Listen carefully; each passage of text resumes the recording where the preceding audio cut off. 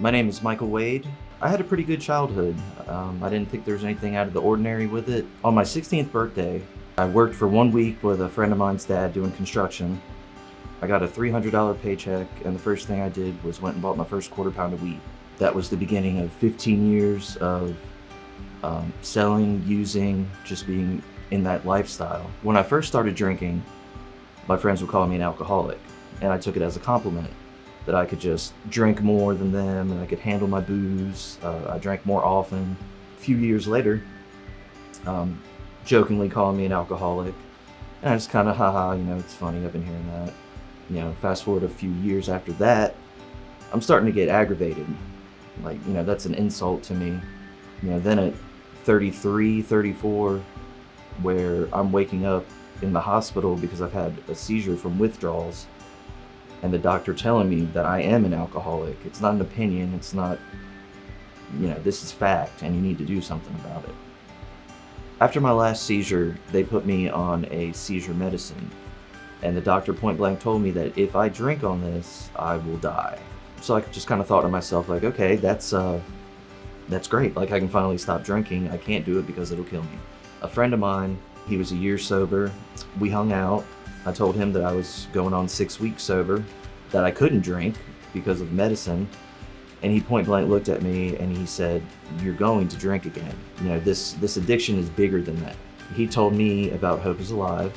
I didn't know anything about the program. I didn't need to know anything about the program. I felt like I needed to be forced to get sober. Like, I needed to be locked down and just kept away from it, and that's the only way it would happen. I had no idea what to expect when I got to Hope is Alive. And it's nothing like that. It's just people that have been where I am, that are, 6, 12, 18 months sober, telling me how they were, and I'm seeing how much better, like how great they're doing in life, and I want what they have. But after almost 18 months in the program, looking back, everything lined up perfectly. You go through phase one, and it's a great start. You got your confidence. You go to phase two, and that's really like the meat and potatoes of it. And then once you've done phase one and phase two, even if we didn't have to do the things in phase three, I feel like we would want to. Hope is Alive has restored my values, my drive, my hope and dreams. Today I'm a leader. I'm a positive influence to those around me. I didn't get sober to help people, but I help people to stay sober. Graduating HIA is the first thing I've completed in, I don't even remember. I told myself I was going to do it. I stayed. I did the work. I was open to everything, and it worked. It's bittersweet because I'm going home to North Carolina, and I've made, I didn't know that making family was a thing, but evidently, there's, these guys are more than friends. They are family. I wouldn't be the man I am today.